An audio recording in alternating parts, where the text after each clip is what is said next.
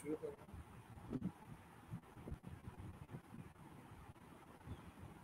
আসসালামু আলাইকুম। Exclusive education এরিয়ার পক্ষ থেকে সবাইকে স্বাগতম জানাচ্ছি। আমি doctor Farhan Anik, MD, phase B resident cardiology, জাতীয় হৃদরোগ ইনস্টিটিউট। আজকে আমাদের প্ল্যাটিনাম 24 এর সেকেন্ড ব্যাচের ওরিয়েন্টেশন ক্লাস। আজকে ক্লাসটি ভবিষ্যতে যারা রেসিডেন্সি এক্সাম দিবেন তাদের সবার জন্য গুরুত্বপূর্ণ, কারণ এই ক্লাসে আমরা রেসিডেন্সি এক্সাম সম্পর্কে এবং রেসিডেন্সি এক্সামের প্রিপারেশন সম্পর্কে একটা ধারণা দেওয়ার চেষ্টা করব। আমরা একটু ওয়েট করব বাকিদের যুক্ত হওয়ার জন্য। কিছুক্ষণের মধ্যে আমরা আমাদের মূল কাজটি শুরু করতে যাচ্ছি।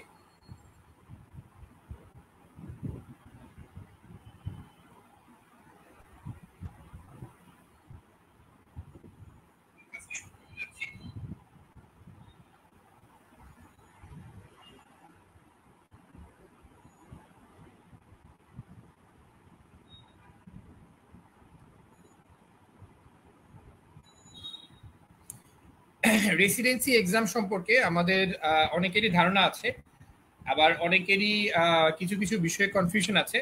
আমরা সেই কনফিউশনগুলো আজকে দূর করার চেষ্টা করব।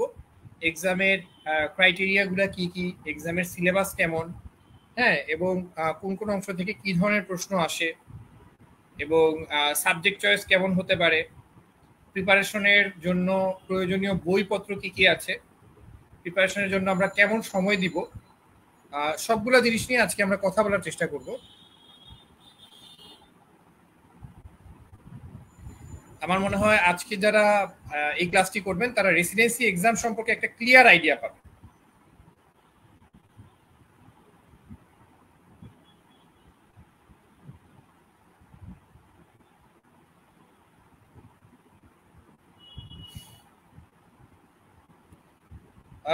যারা যুক্ত হয়েছেন তাদের সবাইকে অনেক অনেক ধন্যবাদ। আপনারা একটু ধৈর্য ধরবেন, আমরা কিছুক্ষণের মধ্যে আমাদের মূল ক্লাসটি শুরু করতে যাচ্ছি।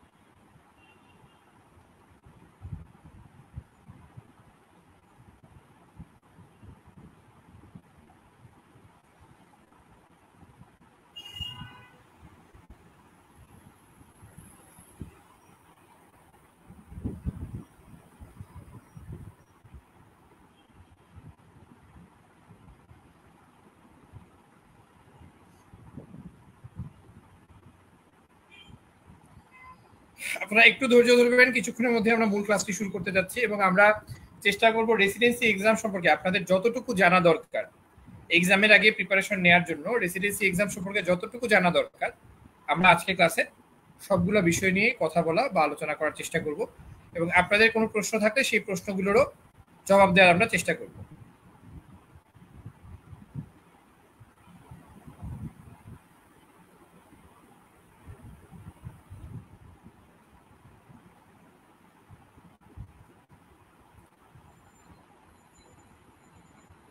আমাদের সাথে অনেকেই যুক্ত হয়েছেন, আমরা অপেক্ষা করছি বাকিরা যাতে যুক্ত হন, সেজন্য তাদেরকে একটু আমরা সময় দিচ্ছি।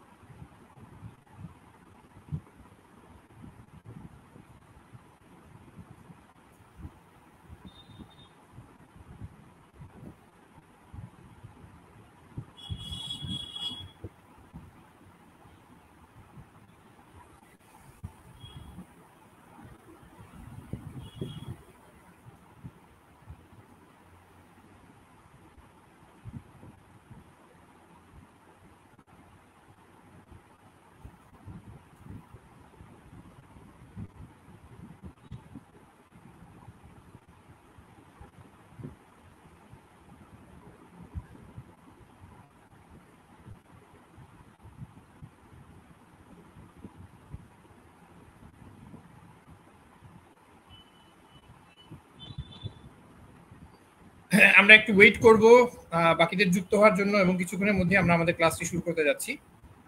আজকে ক্লাসে আমরা রেসিডেন্সি এক্সাম সম্পর্কে একটা ক্লিয়ার কাট ধারণা দেওয়ার চেষ্টা করব আপনাদের সবাইকে।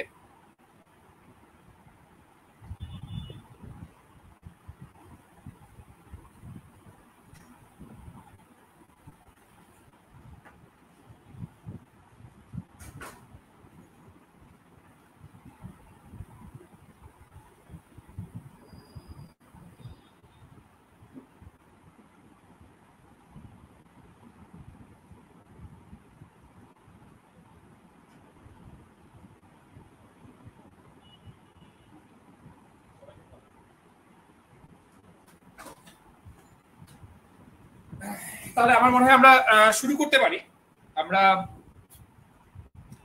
পারি। যারা যুক্ত হয়েছেন একটু কষ্ট করে মেডিকেল কলেজের নাম এবং সেশন আমাদের কমেন্ট বক্সে জানিয়ে দিলে খুব ভালো হয়।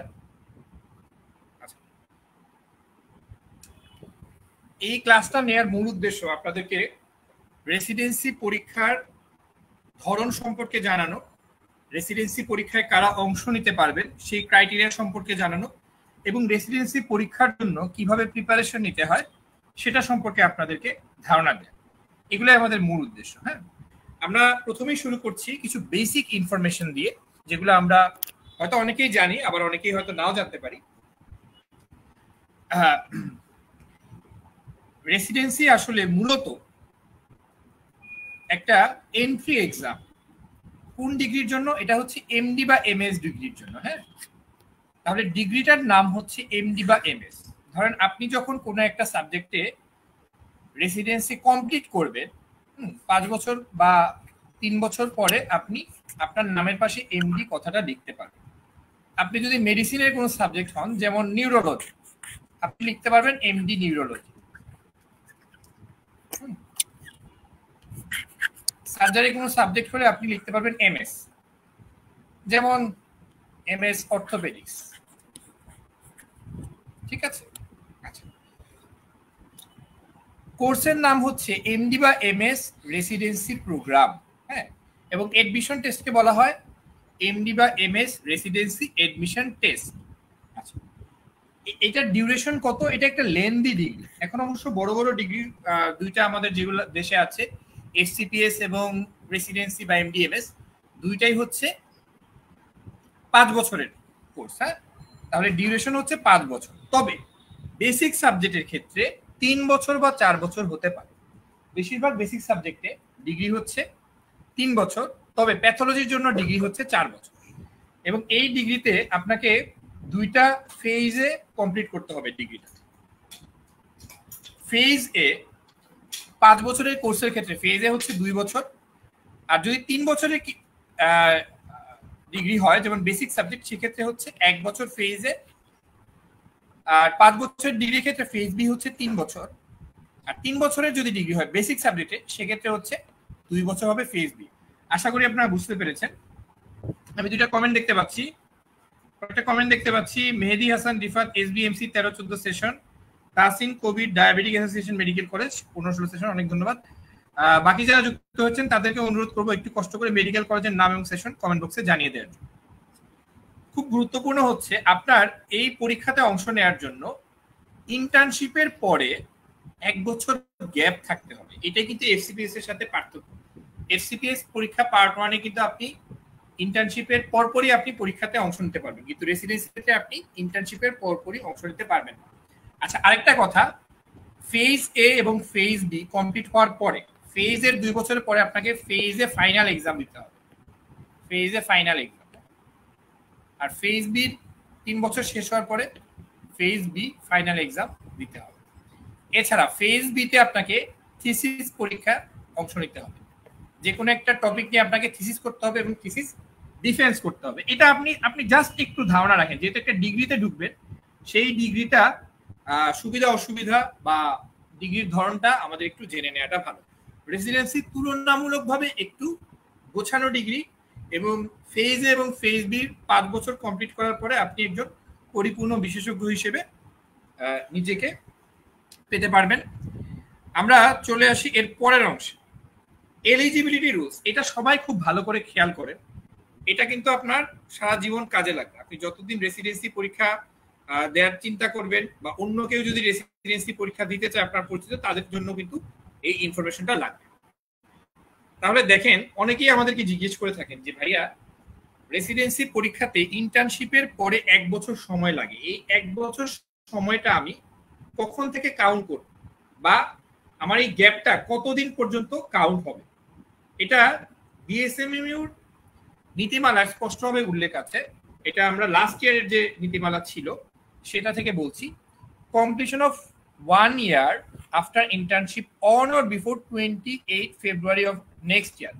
মানে ধরেন আপনি নভেম্বর 2024-এ যে রেসিডেন্সিতে অংশ নেবেন, এটাতে আপনি তখনই অংশ নিতে পারবেন যদি ফেব্রুয়ারি 28, 2025 এই সময়ে বা এর আগে, ফেব্রুয়ারি 28, 2025 এই সময়ে বা তার আগে আপনার ইন্টার্নশিপের 1 বছর কমপ্লিট হয়ে থাকে।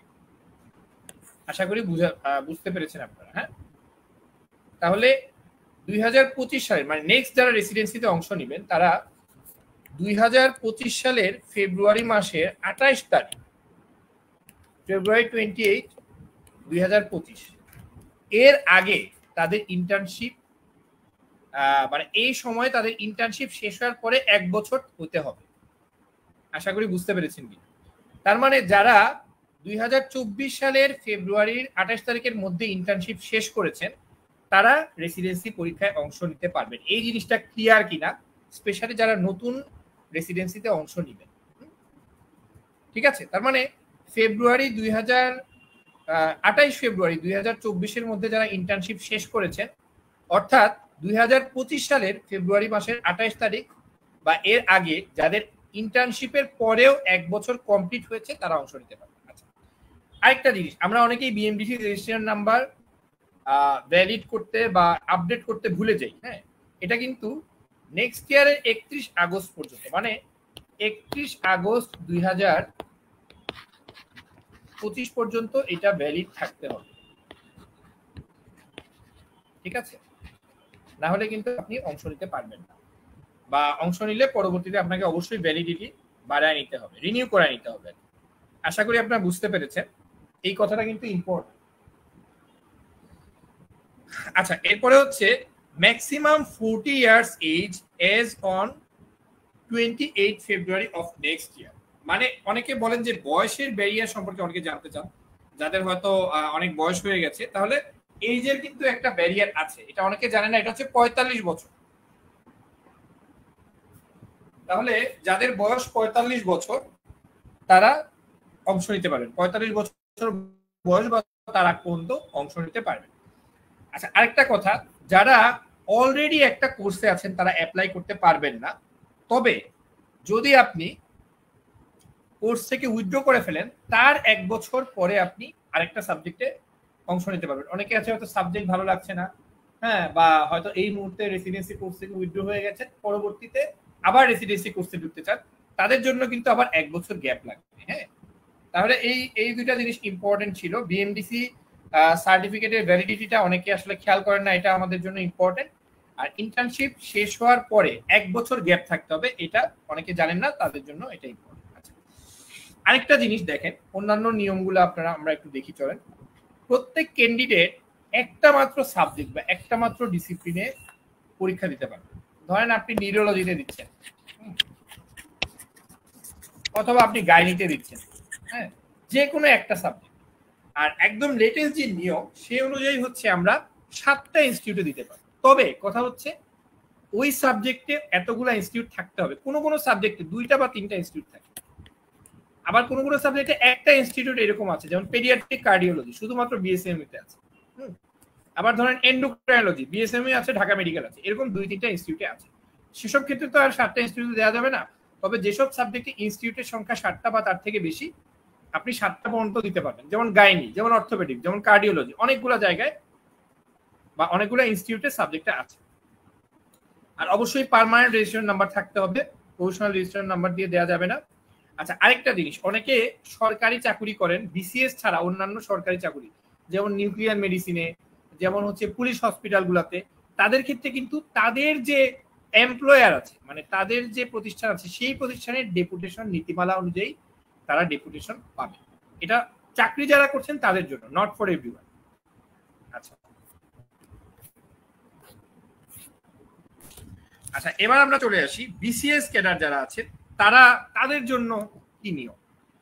যারা সরকারি চাকরি করছেন তাদের ক্ষেত্রে খুব ভালোভাবে খেয়াল রাখবেন, তারা অ্যাটলিস্ট 2 বছর চাকরির মেয়াদ হইতে হবে, উপজেলায় 2 বছর কাটানোর পরে তারা দিতে পারেন। তবে কিছু ব্যতিক্রম আছে, যেমন কিছু কিছু সাবজেক্টে, যেমন বেসিক সায়েন্সের ক্ষেত্রে আপনাদের কোনো প্রশ্ন থাকলে করতে পারেন। বেসিক সায়েন্স এবং প্যারাক্লিনিক্যাল সায়েন্স যেগুলো আছে তাদের ক্ষেত্রে, বেসিক সাবজেক্টের ক্ষেত্রে আপনি 1 বছর পরে অ্যাপ্লাই করতে পারবেন, অ্যানেস্থেশিয়ার ক্ষেত্রে 1 বছর পরে অ্যাপ্লাই করতে পারেন, ট্রান্সফিউশন মেডিসিনের ক্ষেত্রে 1 বছর পরে অ্যাপ্লাই করতে পারেন। এছাড়া কিছু প্রত্যন্ত বা রুরাল বা প্রত্যন্ত এরিয়া আছে, হ্যাঁ, এই প্রত্যন্ত এরিয়ার লিস্টটা আপনারা স্বাস্থ্য অধিদপ্তরে পাবেন। এই প্রত্যন্ত অঞ্চলগুলোতে যারা আছেন তারা আবার 1 বছর পরে আসতে পারবেন। হ্যাঁ, বিসিএস ক্যাডার যারা আছেন তারা, তাদের আসতে 2 বছর লাগে মিনিমাম। কিছু ব্যতিক্রম আছে, ব্যতিক্রম হচ্ছে কয়েকটা সাবজেক্ট, যেমন বেসিক সাবজেক্ট, অ্যানেস্থেশিয়া বা ট্রান্সফিউশন মেডিসিন। এছাড়া বা যারা প্রত্যন্ত বা রুরাল অঞ্চলে পোস্টিং আছে তারা 1 বছর পরে আসতে পারে। তবে কথা হচ্ছে যে কোনো সময় ডেপুটেশনের নীতিমালা চেঞ্জ হতে পারে। হ্যাঁ, সরকার যদি ডেপুটেশনের নীতিমালা চেঞ্জ করে দেন সেক্ষেত্রে কিন্তু যে কোনো সময় পরিবর্তন আসতে পারে, এটা অ্যাবসলিউট। আচ্ছা, এরপরে আমরা চলে আসি বিগত বছরের, দেখেন এটা হচ্ছে 2024 সালের মার্চ 2024 রেসিডেন্সির জন্য সার্কুলার, বিএসএম এর সার্কুলার। আচ্ছা, আরেকটা কথা আমি বলে রাখি, আপনারা যারা 2024 নভেম্বরে যারা পরীক্ষা দেবে, 2024 নভেম্বরে তাদের সেশন হবে কিন্তু মার্চ 2025। কারণ 2024 নভেম্বরে আপনি পরীক্ষা দিলেও আপনি ঢুকবেন কিন্তু মার্চ 2025। ঠিক আছে, তো আপনার সেশন হবে মার্চ 2025, এটা খেয়াল রাখবেন। আপনি পরীক্ষা দিচ্ছেন নভেম্বর 2024, কিন্তু আপনার সেশন হচ্ছে মার্চ 2025। আচ্ছা, হাবিবুর রহমান বলেছেন মার্চ 23, 2023 গভর্নমেন্ট জব জয়ে তারা কি এবার রেসিডেন্সির জন্য এলিজিবল হবে? মানে 23 দিনের শর্ট, যেহেতু কোর্স শুরু মার্চের 1 তারিখ থেকে। না, মার্চ 30, 2023 গভর্নমেন্ট জব জয়েনিং হলে কিভাবে হবে? তাহলে তো পারবে না। মার্চ 30, 2023 গভর্নমেন্ট জয়েনিং হলে খুব সম্ভবত তারা পারবে না, কারণ তাদের তো 2 বছর কমপ্লিট হয় নাই। হ্যাঁ, তবে অনেক ক্ষেত্রে এটা স্বাস্থ্য অধিদপ্তর যদি কনসিডার করে সেক্ষেত্রে, বা বিএসএমই যদি কনসিডার করে স্পেশালি, সেক্ষেত্রে হয়তো হতে পারে, কিন্তু থিওরিটিক্যালি আপনারা পারবেন না। হ্যাঁ, কারণ আপনার 2 বছর কমপ্লিট হতে হবে 1 মার্চের আগে। হ্যাঁ, যদি আপনাদের 23 দিনের শর্ট হয়, আপনারা যদি স্বাস্থ্য অধিদপ্তরে এবং বিএসএমইতে স্পেশালি যোগাযোগ করেন যে আমরা একটু দেরিতে জয়েন করব, কারণ এর আগে তো আপনার ডেপুটেশন কোনোভাবেই পাবেন না, সরকার কিন্তু এর আগে আপনাদের ডেপুটেশন দিবে না। আচ্ছা, তাহলে আমি যেটা বলছিলাম, নভেম্বর 2024 যারা পরীক্ষা দিবে তাদের সেশন হচ্ছে মার্চ 2025, কারণ তারা জয়েন করবেন কিন্তু মার্চ 2025, মার্চের 1 তারিখ থেকে ক্লাস শুরু হয়। তাহলে দেখেন মার্চ 2024 এরা পরীক্ষা দিয়েছে কবে? এই সেশনটা তারা পরীক্ষা দিয়েছে নভেম্বর 2023 পরীক্ষা দিয়েছে, মানে লাস্ট যে রেসিডেন্সি পরীক্ষাটা গেল। এখানে আমি 2-1টা কথা একটু বলি, যেমন ধরেন এখানে দেখেন হয়তো অনেক ছোট করে লেখা, আপনারা হয়তো নাও বুঝতে পারেন। লাস্ট যে সেশন ছিল তখন পেমেন্ট পিরিয়ড ছিল 25 সেপ্টেম্বর থেকে 30 অক্টোবর, মানে একটা লম্বা সময়, প্রায় 35 দিনের মতো পেমেন্ট পিরিয়ড ছিল। আর অনলাইন অ্যাপ্লিকেশন সাবমিশনের ডেট ছিল 26 সেপ্টেম্বর থেকে 31 অক্টোবর পর্যন্ত। হ্যাঁ, আচ্ছা, এটা একটু খেয়াল রাখবেন। আর গতবার টাকা খরচ ছিল প্রায় 7,000 টাকা, 7,000। হ্যাঁ, এবার হয়তো একটু বাড়তেও পারে বা একই থাকতে পারে। তাহলে এখানে আমরা একটু জেনে নিই, ফিটা হচ্ছে 7,000 ছিল গত বছর, এবং এডমিশনের অনলাইন অ্যাপ্লিকেশনের টাইমটা ছিল 25 সেপ্টেম্বর থেকে 30 অক্টোবর। এবারও এই সেপ্টেম্বরের শেষ থেকে অক্টোবরের মাঝামাঝি পর্যন্ত থাকার সম্ভাবনা বেশি। আর গতবার পরীক্ষাটা হয়েছিল 24 নভেম্বর, এবার কিন্তু আরো আগানোর কথা। হ্যাঁ, হ্যাঁ, এবার কিন্তু একটু আগাইতে পারে। গতবার পরীক্ষা হয়েছিল 24 নভেম্বর। হ্যাঁ, আচ্ছা, তাহলে আমরা এটা একটু জেনে রাখলাম। আমাদের মেন্টাল প্রিপারেশন নভেম্বরেই পরীক্ষা হয়। পরীক্ষাটা সাধারণত হয় নভেম্বরে এবং এটার সার্কুলারটা দেয় সেপ্টেম্বরের শেষের দিকে। হ্যাঁ, আশা করি আপনারা বুঝতে পেরেছেন এবং অনলাইনে অ্যাপ্লাই করতে হয়। নিয়মগুলো আমরা পরবর্তীতে আবার বলে দিব অ্যাপ্লিকেশন টাইম আসলে। আচ্ছা, এখন চলে আসি আমরা একদম মূল অংশে আমরা চলে আসছি। এটা হচ্ছে এক্সাম ফরম্যাট। এটা সম্পর্কে আমাদের ক্লিয়ার আইডিয়া রাখতেই হবে, এর কোনো বিকল্প নাই। টোটাল হচ্ছে 200 নম্বরের পরীক্ষা। হ্যাঁ, খুবই ইম্পর্টেন্ট।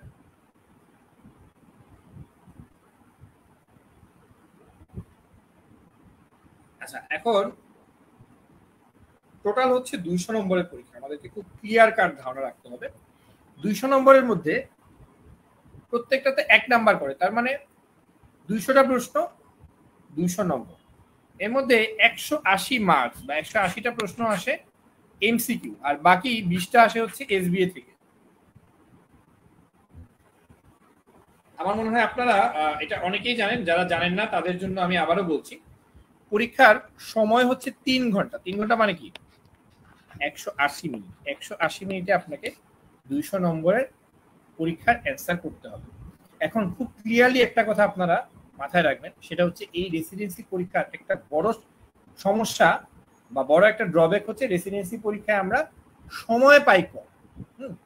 সময় খুব কম আমরা পেয়ে থাকি। এই জন্য রেসিডেন্সি পরীক্ষায় একটা বড় চ্যালেঞ্জ হচ্ছে সময় মতো অ্যান্সার করা। স্পেশালি এখন দেখেন 20 নম্বরে এসবিএ যুক্ত হয়েছে। এসবিএ এর জন্য কিন্তু আপনার টাইম যাবে। এসবিএ যদি একটা করে বৃত্ত ভরাট করতে হবে, কিন্তু চিন্তা করতে আপনার সময় লাগে।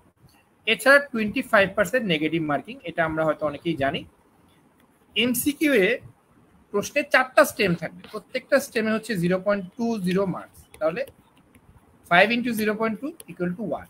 আবার একটা স্টেম ভুল হলে কিন্তু ওই যে 25% নেগেটিভ মার্কিং 0.05 নম্বর কাটা যাবে। ঠিক আছে? আচ্ছা, এখন আমরা চলে আসি। আশা করি, আমি আবারও বলছি, এটা জানা আমাদের জন্য খুব জরুরি। এটা যেহেতু আপনারা যারা প্রথমবার পরীক্ষায় অংশ নেবেন তারা ক্লিয়ার কাট আইডিয়া থাকতে হবে। টোটাল 200 মার্কসের পরীক্ষা, 200টা প্রশ্ন থাকবে। এমসিকিউ ট্রু ফলস টাইপের, এটা হচ্ছে 180। আর সিঙ্গেল বেস্ট অ্যান্সার এসবিএ, এটা হচ্ছে 20। হ্যাঁ, এটা নতুন সংযোজন হয়েছে গত 2 বছর থেকে। 3 ঘন্টা পরীক্ষা, 25% নেগেটিভ মার্কিং। চলে আসি আমরা পরের অংশে।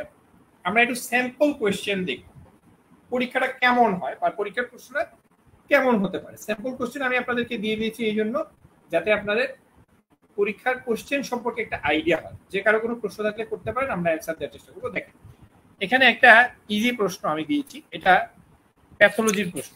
প্যাথোলজি রবিনসে এটা খুব সুন্দর করে দেয়া আছে, আমাদের শীটেও আছে। টিউমার সাপ্রেসর জিন ইজ আর, মানে টিউমার সাপ্রেসর জিনগুলার নিচের কোনগুলো? এর মধ্যে এপিসি জিন ট্রু, আরবি জিন, রেটিনোব্লাস্টোমা জিন ট্রু, সিএমওয়াইসি এটা টিউমার সাপ্রেসর জিন না, এটা ফলস। P53 এটা টিউমার সাপ্রেসর জিন, এটা ট্রু। KRAS এটা টিউমার সাপ্রেসর জিন না, এটা ফলস। আমি জাস্ট উদাহরণ দিচ্ছি। এখন আমাদের এই প্রশ্নের উত্তর পারতে হবে এরকম না, কারণ আমরা পড়াশোনা এখনো শুরু করি নাই। পড়াশোনা শুরু করলে আমরা পারবো, বাট আমি দেখাচ্ছি যে এরকম ভাবে প্রশ্ন হয়ে থাকে। তাহলে আপনার এখানে এ বি সি ডি এইভাবে থাকবে, নিচে ট্রু ফলস এভাবে দেয়া থাকবে। হ্যাঁ, ট্রু ফলস আপনি জাস্ট বৃত্ত ভরাট করবেন। হ্যাঁ, ধরেন এটা যদি আপনার ট্রু হয় তাহলে ট্রু বৃত্ত ভরাট করবেন। হ্যাঁ, এখানে বিটা ট্রু হলে ট্রু বৃত্ত ভরাট করবেন। সিটা যদি ফলস হয় তাহলে ফলসের বৃত্ত ভরাট করবেন, এরকম। হ্যাঁ, জাস্ট এক্সামের ধরনটা বোঝানোর জন্য। হ্যাঁ, কোশ্চেনটা এরকম হয়, ট্রু ফলস। অনেক ক্ষেত্রে একটু বড় প্রশ্ন হতে পারে। আচ্ছা, এরপরে আমরা চলে আসি, এইবার চলে আসি আমরা সিঙ্গেল বেস্ট অ্যান্সার। এই সিঙ্গেল বেস্ট অ্যান্সার কিন্তু সামনের সময়ে আরো বাড়তে পারে, মার্কসটা আরো বাড়তে পারে সিঙ্গেল বেস্ট অ্যান্সারে। এবং সিঙ্গেল বেস্ট অ্যান্সারের ক্ষেত্রে সবচেয়ে গুরুত্বপূর্ণ ব্যাপার হচ্ছে আপনাকে মাথা ঠান্ডা রেখে ভালো করে অংশটা, কোশ্চেনটা পুরোপুরি পড়ে অ্যান্সার করতে হবে। হ্যাঁ, আচ্ছা, এখন সিঙ্গেল বেস্ট অ্যান্সারের ক্ষেত্রে প্রশ্ন পড়ার নিয়ম হচ্ছে, প্রথমে আমরা পড়বো কি চেয়েছে সেটা। তাহলে চেয়েছে হচ্ছে which virus is involved in this condition. তাহলে ভাইরাসের নাম জানতে হবে। এরপরে আমি পুরো কোশ্চেনটা পড়ব। দেখেন, এখানে বলেছে 50-year-old man presented with bloody discharge from his nose with nasal congestion unilateral hearing loss and enlarged lymph node in the neck. He was diagnosed as a case of nasopharyngeal carcinoma. দেখেন এখানে কিন্তু প্রশ্ন অনেক easy করে দিয়েছে, already তারা ডায়াগনোসিসটাই বলে দিয়েছে। আপনাকে যদি ডায়াগনোসিস না বলতো তাহলে সিমটম থেকে আপনাকে ডায়াগনোসিসটা ক্লুগুলা মিলিয়ে বের করতে হতো। তো এখানে যেহেতু ডায়াগনোসিস বলে দিয়েছে, এখানে কাইন্ড অফ মুখস্থ টাইপের প্রশ্ন হয়ে গেছে। এই নেজোফেরিঞ্জিয়াল কার্সিনোমার সাথে নিচের কোন ভাইরাস অ্যাসোসিয়েটেড বা ইনভলভ থাকে? Human papilloma, CMV, HIV, paramyxo নাকি এপস্টিন বার ভাইরাস? আমরা সবাই জানি এপস্টিন বার ভাইরাস এটা হচ্ছে নেজোফেরিঞ্জিয়াল কার্সিনোমা, বার্কিটস লিম্ফোমা এগুলোর সাথে রিলেটেড, তাই না? নেজোফেরিঞ্জিয়াল কার্সিনোমা, বার্কিটস লিম্ফোমা এগুলোর সাথে অ্যাসোসিয়েটেড বা ইনভলভ হচ্ছে এপস্টিন বার ভাইরাস। তাহলে অ্যান্সার হচ্ছে এপস্টিন বার ভাইরাস। তাহলে আপনি উত্তরে ই বৃত্ত ভরাট করবেন, তাই না? আচ্ছা, আশা করি বুঝতে পেরেছেন। এবং অনেক ক্ষেত্রে এই রিসেন্ট টাইমগুলোতে বিগত রেসিডেন্সি এবং ডিপ্লোমাতেও কিছু কিছু প্রশ্ন এসেছে, বেশ এসবিএ কিছু কিছু প্রশ্ন এসে বেশ ক্রিটিক্যাল বা একটু চিন্তা ভাবনা করে সময় নিয়ে অ্যান্সার করার মতো প্রশ্ন কিন্তু রিসেন্ট টাইমগুলোতে আমরা পেয়েছি। হ্যাঁ, এসবিএ কিন্তু প্রচুর প্র্যাকটিস করতে হবে। এসবিএ এর জন্য দুইটা জিনিস ইম্পর্টেন্ট, একটা তো বললাম প্র্যাকটিস, আর আরেকটা হচ্ছে কনসেপ্ট ক্লিয়ার রাখা। হ্যাঁ, কনসেপ্ট ক্লিয়ার রেখে পড়াশোনা করতে হবে। একটা সময় রেসিডেন্সি এবং ডিপ্লোমা এক্সাম মুখস্থ নির্ভরতাটা বেশি ছিল, কিন্তু এখন কিন্তু কনসেপ্ট বেস পড়াশোনার কোনো বিকল্প নেই। বিগত 5-6 বছর বা 4 থেকে 5 বছরের কোশ্চেন আমরা যদি অ্যানালাইসিস করি, যত সময় যাচ্ছে তত বেশি কনসেপ্ট বেস হয়ে যাচ্ছে। মেমোরাইজ তো প্রশ্ন থাকতেই পারে, সেই সাথে কনসেপ্ট বেস পড়াশোনাটা খুবই গুরুত্বপূর্ণ। তো এই জন্যই আমাদের প্ল্যাটিনাম 24 ব্যাচে আমরা প্রত্যেকটা সাবজেক্ট কনসেপ্ট বেস পড়ানোর চেষ্টা করব। আচ্ছা, কি কি সাবজেক্ট আছে এবং এই সাবজেক্টের নম্বর ডিস্ট্রিবিউশনটা কেমন হতে পারে সেটা আমরা চলেন এক ফাঁকে একটু জেনে নেওয়ার চেষ্টা করি। রেসিডেন্সি পরীক্ষায় মোটামুটি 7টা সাবজেক্ট থেকে আপনাকে প্রশ্ন করা হবে। 7টা সাবজেক্ট, এর মধ্যে বেসিক সাবজেক্ট রয়েছে, দুঃখিত, রেসিডেন্সি পরীক্ষায় মোট 7টা সাবজেক্টের মধ্যে বেসিক সাবজেক্ট রয়েছে 6টা। বেসিক সাবজেক্ট রয়েছে কয়টা? 6টা। Anatomy, physiology, pathology, microbiology, pharmacology এবং বায়োকেমিস্ট্রি। আরেকটা হচ্ছে ফ্যাকাল্টি বেস, আপনি যে ফ্যাকাল্টিতে পরীক্ষা দিবেন সেই ফ্যাকাল্টির জন্য আপনাকে আলাদা প্রশ্নে উত্তর দিতে হবে। মেডিসিন, সার্জারি, পিডিয়াট্রিক্স এবং বেসিক ফ্যাকাল্টি, এই 4টা ফ্যাকাল্টি আলাদা আছে এবং 4টা ফ্যাকাল্টিতে আলাদা আলাদা ফ্যাকাল্টি ভিত্তিক প্রশ্ন হবে। আচ্ছা, অ্যানাটমিতে কত নাম্বার থাকতে পারে? আচ্ছা, টোটাল তো 200 নাম্বার, তাই না? অ্যানাটমিতে গড়ে 25 থেকে 30 নাম্বার, সার্জারিতে একটু বেশি আসে, মেডিসিনে একটু কম আসে, ফিজিওলজিতে গড়ে 35 থেকে 40 নাম্বার, ফিজিওলজি 35 থেকে 40 নাম্বার।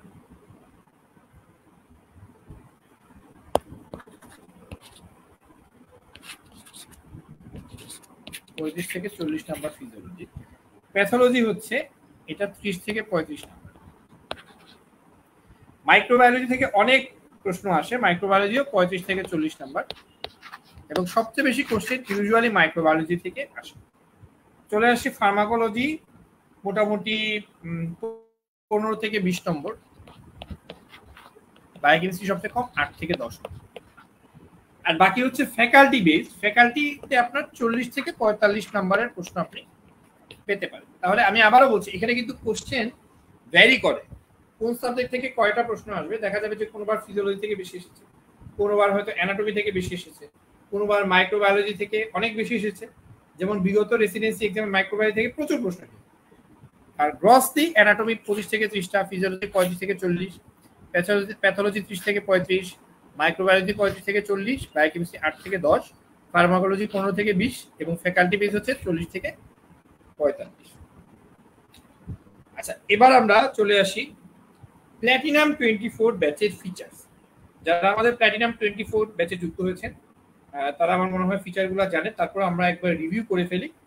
আমাদের প্ল্যাটিনাম 24 ব্যাচটা একটা লং ব্যাচ এবং আপনারা মোটামুটি 5 মাসের উপরে সময় পাবেন। যদি পরীক্ষা নভেম্বর মাসে হয়, নভেম্বর মাসের প্রথম দিকে, ইউজুয়ালি সেকেন্ড উইকে হওয়ার সম্ভাবনা বেশি, সেক্ষেত্রেও আমরা মে মাসটা যদি বাদও দিই, June, July, August, September, October, পুরা 5 মাস পাচ্ছি। সাথে ধরেন আরো মিলায় ঝিলায় আপনি 15 দিনের মতো পাবেন, 5.5 মাসের মতো সময় আপনি পাবেন। এটা একটা ভালো সময় রেসিডেন্সি পরীক্ষার প্রিপারেশন নেওয়ার জন্য। তবে এই পুরো সময়টাকে কাজে লাগানোর চেষ্টা করতে হবে। টোটাল 50+ ক্লাস আমরা দিব, আরো বেশি সাধারণত আমরা দিয়ে থাকি, কারণ শেষের দিকে আমরা বেশ কিছু সাজেশন বেসড ক্লাস নেই যেগুলো আপনাদের অনেক বেশি কাজে আসবে। 50+ এক্সাম, কমপ্লিট পিডিএফ। হ্যাঁ, এই পিডিএফটা যদি আপনারা ভালোভাবে পড়েন এবং আমাদের দাগানো অংশগুলো পড়েন, তাহলে কিন্তু আপনাদের মোটামুটি রেসিডেন্সির জন্য একটা কমপ্লিট প্রিপারেশন হয়ে যাবে। কারণ আমাদের পিডিএফ গুলো এইভাবে সাজানো, প্রত্যেকটা টপিক ইম্পর্টেন্স ওয়াইজ দেয়া আছে। বিএসএমএমইউ স্ট্যান্ডার্ড প্রশ্নে আমরা 2টা মক টেস্ট নিব এবং ওই মক টেস্ট গুলোতে অবশ্যই সবাই অংশগ্রহণ করবে। হ্যাঁ, কারণ ওই মক টেস্ট গুলো থেকে কিন্তু প্রচুর টপিক কমন পড়ে। বিগত বছরেও অনেক টপিক কমন পড়েছে, ইনশাল্লাহ এই বছরও অনেক টপিক কমন আসবে। লাস্ট মোমেন্ট সুপার সাজেশন, আমরা একদম শেষ সময় আপনাদের 200 থেকে 250 টপিক সিলেক্ট করে দিব, যেগুলো আপনারা পরীক্ষার আগের 15 দিন ভালোভাবে রিভাইজ দিবেন। এছাড়া 250 কোয়েশ্চেনের একটা পিডিএফ আমরা আপনাদেরকে দিয়ে দিব, 200 টপিক দিয়ে দিব, 250 কোয়েশ্চেন, যেগুলো আপনারা শেষ সময় বেশি প্র্যাকটিস করবেন। আচ্ছা, মনে রাখবেন রেসিডেন্সিতে কিন্তু টপিক রিপিট হয়। রিসেন্ট পরীক্ষাগুলোতে আর কোশ্চেন রিপিট খুব বেশি হচ্ছে না, কিন্তু টপিক রিপিট হয়। তবে রেসিডেন্সি পড়ার কোয়ান্টিটি কিন্তু অনেক, সাবজেক্টও অনেকগুলা, 4টা সাবজেক্ট, এবং পড়ার কোয়ান্টিটি কিন্তু অনেক।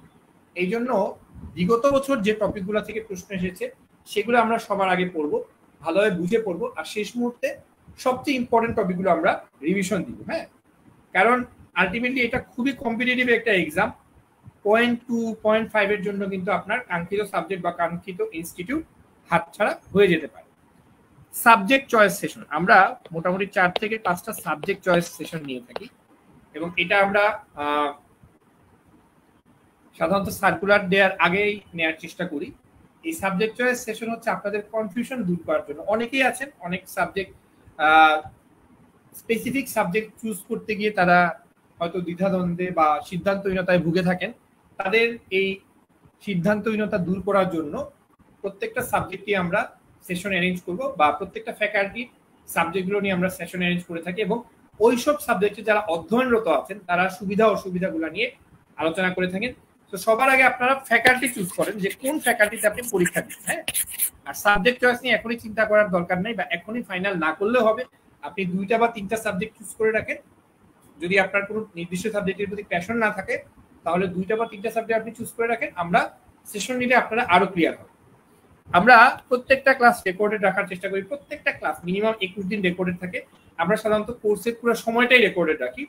এটা ডিউরেশন হচ্ছে 5 মাস প্লাস, আপনারা 5.5 মাস সময় পাবেন, মোটামুটি ধরে নেওয়া যায় 5.5 মাসের উপরে আপনারা সময় পাবেন। আমরা একদম শেষ পর্যন্ত আমাদের এই ব্যাচটা কন্টিনিউ করব। যারা এখনো আমাদের ব্যাচে রেজিস্ট্রেশন করেন নাই, এই ব্যাচের কোর্স ফিও খুব কম, আমাদের পেজে ইনবক্স করতে পারেন, বা এখানে এই পোস্টে যদি কমেন্ট করেন সেক্ষেত্রে আমরা রিপ্লাই আপনাদেরকে জানিয়ে দিব। হ্যাঁ, এই ব্যাচটা অসম্ভব জনপ্রিয় ব্যাচ। বিগত বছরে এই ব্যাচ থেকে অনেক বেশি স্টুডেন্টরা চান্স পেয়েছিলেন, চিকিৎসকরা। তো আমার মনে হয় যে যারা আসলেই রেসিডেন্সি পরীক্ষাতে ভালো করতে চান এবং যারা আসলেই সময়টাকে কাজে লাগাতে চান এবং প্রথমবার যারা পরীক্ষা দিচ্ছেন স্পেশালি, তাদের কিন্তু আর দেরি করা ঠিক হবে। এখনই আপনাদের চেষ্টা করতে হবে এজ আর্লি এজ পসিবল পড়াশোনাটা শুরু করে দেওয়ার জন্য, কারণ রেসিডেন্সির জন্য কিন্তু 6 মাস একটা মোটামুটি স্ট্যান্ডার্ড সময় প্রিপারেশনের জন্য। এর থেকে কম সময় হলে কিন্তু চান্স পাওয়াটা কঠিন হয়ে যায়। আমরা চলে যাচ্ছি পরের অংশে, বুক লিস্ট। আমাদের এক্সক্লুসিভ এডুকেশন এইডের যে শীট রয়েছে বা পিডিএফ আছে, এটা কিন্তু আপনারা চাইলে হার্ড কপিও আমাদেরকে বললে আমরা আপনাদেরকে পাঠিয়ে দিব। হার্ড কপিও চাইলে আমরা পাঠিয়ে দিতে পারি, আপনারা অর্ডার করলে আমরা পাঠিয়ে দিব। তাহলে আমাদের পিডিএফটাই সম্পূর্ণ। এছাড়া আমাদের পিডিএফটা বিভিন্ন বই থেকে পিডিএফ গুলো নেওয়া হয়েছে। এর বাইরে কিছু সাবজেক্ট ভিত্তিক বই রয়েছে, আমি সেগুলো বলে দিচ্ছি। সেগুলো অবশ্যই আপনাদের পাশে রাখবেন, কারণ টেক্সট বই আসলে কোনো বিকল্প নাই। স্পেশালি আপনার যদি কোনো কনসেপ্ট নিয়ে সমস্যা হয় বা আপনার আরেকটু করতে চান, তাহলে টেক্সট বই পড়াটা বেটার। তবে আমাদের শীট পড়লে আসলে আপনার হয়ে যাবে, মানে চান্স পাওয়ার জন্য শীট পড়লে মোর দেন না। আপনি যদি শীট ভালোভাবে পড়েন, আপনার 80% কোশ্চেন আপনি অ্যান্সার করতে পারবেন, 80 থেকে 90% কোশ্চেন। হ্যাঁ, শীটে কিন্তু অনেক ইনফরমেশন আছে সেখানে আমরা আপনাদেরকে টপিক ভিত্তিক গুরুত্বপূর্ণ টপিকগুলো ভালোভাবে পড়াবো এবং আমরা বলে দিব কোন টপিকগুলো পড়তে হবে। আর এছাড়া যেগুলো একদমই লেস ইম্পর্টেন্ট সেগুলো আপনারা রিডিং করে নেবেন। আচ্ছা, অ্যানাটমির জন্য অ্যানাটমি আমি বলবো টাফেস্ট। হ্যাঁ, রেসিডেন্সি প্রিপারেশনে অ্যানাটমি হচ্ছে টাফেস্ট। অ্যানাটমি থেকে টপিকও কমন পাওয়া যায় না এবং অনেক উইয়ার্ড টাইপের প্রশ্ন আসে। সো অ্যানাটমিটা আসলে সবার আগে আমাদের শিট করবেন এবং অ্যানাটমি পড়তে হবে সিলেক্টিভ, কারণ এখানে দেখা যাবে যে আপনি যতই পড়েন না কেন রিলেশন টাইপের কোশ্চেনগুলো পারা যায় না, কোন আটাই ডানে কোন নার্ভ বামে, এই টাইপের কোশ্চেনগুলো পাওয়াটা কঠিন, ইভেন সার্জারিতে যারা পরীক্ষা দেবেন তাদের জন্য। এছাড়া আপনি দত্ত অ্যানাটমি বইটা রাখতে পারেন। ফিজিওলজির জন্য আমাদের শিটের পাশাপাশি জ্ঞানম ফিজিওলজিটা রাখার চেষ্টা করবেন। হার্ড কপি রাখলে খুবই ভালো, নইলে অন্তত পিডিএফটা রাখবেন। বায়োকেমিস্ট্রি আমাদের শিট মোর দেন এনাফ, আমাদের শিট করলেই হবে। এছাড়া এবিসি বায়োকেমিস্ট্রি পাশে রাখতে পারেন, কারণ এখানে মার্কস কিন্তু খুব বেশি না, 8 থেকে 10 নম্বর। আচ্ছা, পরের অংশে চলে আসি আমরা। প্যাথোলজি, প্যাথোলজির জন্য অবশ্যই রবিন্স প্যাথোলজি আপনাদেরকে পাশে রাখতেই হবে। আমাদের শিটে সবই আছে, তারপরে রবিন্স প্যাথোলজি আপনাদেরকে পাশে রাখতে হবে। এটার জেনারেল প্যাথোলজি অংশটা আপনার নীলক্ষেত গেলেই পাবেন, এটা নিয়ে নেবেন। হ্যাঁ, ফার্মাকোলজির জন্য আমাদের শিট করলেই হয়ে যাবে আশা করি। এছাড়া ভিশন ফার্মাকোলজি আপনার পাশে রাখতে পারেন। মাইক্রোবায়োলজির জন্য আমাদের শিট, আমি পরামর্শ দিব লেঞ্জ মাইক্রোবায়োটাও পাশে রাখা। আচ্ছা, এরপরে আমরা চলে আসি ফ্যাকাল্টি সাবজেক্ট। ফ্যাকাল্টির জন্য আমাদের শিটে মোটামুটি ডেভিডসন থেকে, বেরি ল্যাব থেকে, অন্যান্য বই থেকে দেয়া আছে। তারপরেও আপনারা ডেভিডসন মেডিসিন তো অবশ্যই পাশে রাখতে হবে। মেডিসিন ফ্যাকাল্টির যারা আছেন, সার্জারি ফ্যাকাল্টি যারা আছেন বেইলি এন্ড লাভ, পেডিয়াট্রিক্সের যারা আছেন আবিদ হাসান স্যারের বই এবং এম আর খান স্যারের বই, এর মধ্যে আবিদ হাসান স্যারের বইটা বেশি ইম্পর্টেন্ট, এটা অবশ্যই পাশে রাখবেন। আর বেসিক ফ্যাকাল্টির যারা আছেন, বেসিক ফ্যাকাল্টির কিন্তু ডেভিডসনটা লাগবে এবং বেইলি এন্ড লাভের কিছু অংশ লাগবে, এটা আমরা ক্লাসে বলে দিই। বেসিক ফ্যাকাল্টির যে মার্কসটা আসে 40 থেকে 45, এটা কিন্তু মিক্সড। আচ্ছা, আরেকটা জিনিস আমি আপনাদেরকে একটু বলে দিই, এই যে বেসিক সাবজেক্টের যে নাম্বার আছে 75 থেকে 80%, এটা কিন্তু সব ফ্যাকাল্টির জন্য same for all faculty. Same for all faculty মানে ম্যাক্সিমাম কোশ্চেন, এই বেসিক সাবজেক্টের ম্যাক্সিমাম কোশ্চেন সব ফ্যাকাল্টির জন্য একই হয়ে থাকে, 70 থেকে 80%। আর বাকি 20 থেকে 25% এটা হচ্ছে আপনার ফ্যাকাল্টি ভিত্তিক। যেমন ফ্যাকাল্টি ভিত্তিক প্রশ্ন মেডিসিনে মেনলি ডেভিডসন থেকে হয়, সার্জারিতে বেইলি ল্যাব থেকে হয়, এছাড়া আরো কিছু কিছু বই থেকে হয়। আর সার্জারিতে ফ্যাকাল্টি ভিত্তিক শুধু বেইলি ল্যাব ছাড়াও অন্যান্য অর্থোপেডিক্স গ্র্যাজুয়েটেড কিছু প্রশ্ন হয়ে থাকে। আর পেডিয়াট্রিক্সে আবিদ হাসান মোল্লা ও এম আর খান স্যারের বই থেকে ফ্যাকাল্টি প্রশ্ন হয়ে থাকে। আচ্ছা, কি কি ফ্যাকাল্টি আছে এবং ওই ফ্যাকাল্টির অধীনে সাবজেক্টগুলো আছে, এগুলো একটা লিস্ট আমি আপনাদেরকে দিয়ে দিব। আর কারো কোনো প্রশ্ন থাকলে আমাদেরকে করতে পারেন। দেখেন, surgery, medicine, paediatrics, basic science, হ্যাঁ, এই 4টা ফ্যাকাল্টি আছে, আপনারা সবাই জানেন। এছাড়া আরেকটা ফ্যাকাল্টি আছে, সেটা হচ্ছে ডেন্টিস্ট্রি। তো এটা আমরা আমাদের কোর্সে রাখিনি, ডেন্টিস্ট্রির জন্য এটা আলাদা। আর এমবিবিএস এর জন্য surgery, medicine, paediatric, basic science, এই 4টা। আচ্ছা, আমরা কিভাবে প্রিপারেশন নিতে পারি আমি কয়েকটা জিনিস একটু বলি এখানে। অবশ্যই আমাদের ক্লাসগুলো রেগুলার করার চেষ্টা করি। আমাদের ক্লাসগুলা আমরা এমনভাবে ক্লাসে আপনাদেরকে ডিরেকশন দিই বা এমনভাবে পড়াই যাতে ক্লাসে আপনাদের পড়ার 70 থেকে 80% কমপ্লিট হয়ে যায়, বা অন্তত আপনারা মূল অংশগুলো সম্পর্কে আপনাদের ভালোভাবে ধারণা হয়ে যায়। এরপরে আপনি আমাদের পিডিএফ করবেন বা আমাদের শিট করবেন এবং এগুলো একটু রিভিশন দিবেন, তাহলে আমাদের পরীক্ষাগুলোতে আপনারা ভালো করতে পারবেন। এবং যারা রেগুলার পরীক্ষা দেয়, আমাদের ক্লাস যেগুলো যারা রেগুলার করে এবং যারা রেগুলার পরীক্ষা দেয়, তারা কিন্তু মোটামুটি সবাই সাকসেসফুল হয়েছে। এটা হচ্ছে আমাদের এক্সপিরিয়েন্স থেকে বলে। আমরা বিগত বছরগুলোতে আমরা দেখেছি যারা আমাদের এক্সামগুলোতে ভালো করেছেন, রেগুলার পরীক্ষা দিয়েছেন, রেগুলার ক্লাস করেছেন, যারা রেগুলার মক এক্সাম দিয়েছেন, তারা কিন্তু ভালো করেছেন। দেখেন, আমি আবারও বলেছি, টপিক রিপিট হয় এবং প্রচুর টপিক থেকে প্রশ্ন আসে। সো প্রিভিয়াস ইয়ারের কোশ্চেন সলভ বা টপিক রিলেটেড যে কোশ্চেনগুলো আছে, সেই কোশ্চেনের টপিকগুলো আমরা ভালোভাবে পড়ে ফেলি। হ্যাঁ, এটা আমাদের মেইন টার্গেট। আমরা এটা ক্লাসেও বলে দিব। এই জন্য আমরা বলেছি প্রিভিয়াস ইয়ারের কোশ্চেনগুলো সলভ 7 থেকে 8 বছর, সেই সাথে টপিক বেস পড়াশোনা আমরা করব। কনসেপচুয়াল নলেজ এখন বুঝে বুঝে পড়তে হবে, স্পেশালি মেডিসিন, ফিজিওলজি, প্যাথোলজি আর মাইক্রোবায়োলজির মধ্যে ইমিউনোলজি, এগুলো খুব ভালোভাবে বুঝে পড়তে হবে। প্রেসাইজ এবং স্পেসিফিক হাবিজাবি জিনিস পড়া যাবে না। আমি আবারও বলি, আপনার দেখা যাবে ফিজিওলজি আপনি জ্ঞান করতে গেছেন, পড়তেই আসেন, এভাবে করে কিন্তু হবে না। আমি জাস্ট একটা উদাহরণ দিই। রেসিডেন্সি পরীক্ষায়, আমি যখন রেসিডেন্সি পরীক্ষা দিই, আমি হোস্টেলে ছিলাম। আমি একটা প্রাইভেট হাসপাতালে আরএমও হিসেবে জব করতাম। শেষের 3 মাস আমি এসে পড়েছি। আমার পাশের রুমে একটা ছেলে ছিল, আমাদেরই ফ্রেন্ড, আমাদেরই ব্যাচে। সে প্রায় 1 বছর ধরে পড়ছিল, কিন্তু সে এই ভিশন জ্ঞানং সব সে ডিটেলস করতে গেছে। হ্যাঁ, আলটিমেটলি সে কিন্তু চান্স পায়নি। কেন চান্স পায় না? কারণ এত কিছু পড়ে মনে রাখা যায়। আপনাদের টপিক, যে টপিকগুলো থেকে বিগত বছরের প্রশ্ন এসেছে, ওইটাই আপনি ভালো করে পড়েন, ওইটাই বুঝে বুঝে পড়েন। যে টপিক কখনো আসে নাই, সেই টপিক আপনার সময় থাকলে আপনি পড়েন, কিন্তু সময় না থাকলে ওই টপিকটা আপনি পরে পড়েন বা রিডিং করে রাখেন। যেমন ধরেন মেডিসিনের অসংখ্য টপিক আছে, এর মধ্যে ধরেন লিমফোমা, লিউকেমিয়া থেকে আমি দেখি যে প্রশ্ন খুব বেশি আসে। তাহলে রিসেন্ট বছরে হয়তো 2-1টা থেকে প্রশ্ন এসেছে, কিন্তু আমাদের সময়ে যেমন খুব কম প্রশ্ন ছিল। ওই টপিকগুলা দেখতে ইম্পর্টেন্ট মনে হলো, যেহেতু এগুলো থেকে প্রশ্ন আসে নাই, আমরা এগুলা খুব বেশি পড়বো, তাই না? জেনারেল প্যাথোলজি থেকে যেমন প্রশ্ন আসে, সিস্টেমিক প্যাথোলজি আপনি পড়ে খুব একটা লাভ নেই, কারণ সিস্টেমিক প্যাথোলজি থেকে 1-2টা প্রশ্ন আসতে পারে, যেখানে জেনারেল প্যাথোলজি থেকে 90 থেকে 95% প্রশ্ন আসবে। আপনি সবার আগে জেনারেল প্যাথোলজি পড়বেন। মানে আপনি ধরেন যদি পড়তে গেলে, আপনি সিস্টেমিক প্যাথোলজি পড়তে গেলে আপনার ভালো লাগতেছে, পড়তেছেন জ্ঞান আহরণের জন্য, এই সময়টা কিন্তু এখন আসলে নাই। এই জন্য প্রেসাইজ এবং স্পেসিফিক পড়াশোনা করতে হবে। হ্যাঁ, কিছু কিছু পেইড কোশ্চেন আসে, যেমন ধরেন আমি জাস্ট একটু বলে দিই, অটোজোমাল ডমিনেন্ট, অটোজোমাল রিসেসিভ, এই টাইপের টপিক থেকে প্রশ্ন আসে, একদম পেইড। ফিজিওলজি থেকে respiratory acidosis, metabolic acidosis, respiratory alkalosis, metabolic alkalosis, এই টাইপের টপিক থেকে প্রশ্ন আসে প্রত্যেক বছরই, এই ধরনের প্রশ্ন আসে। তারপরে রেসপিরেটরি ফেইলিওর, মেডিসিনে রেসপিরেটরি ফেইলিওর টাইপগুলো, এক্সাম্পলগুলো থেকে প্রশ্ন আসে। Microbiology, encapsulated bacteria, encapsulated bacteria, non encapsulated bacteria, এই ধরনের টপিক থেকে প্রশ্ন আসে।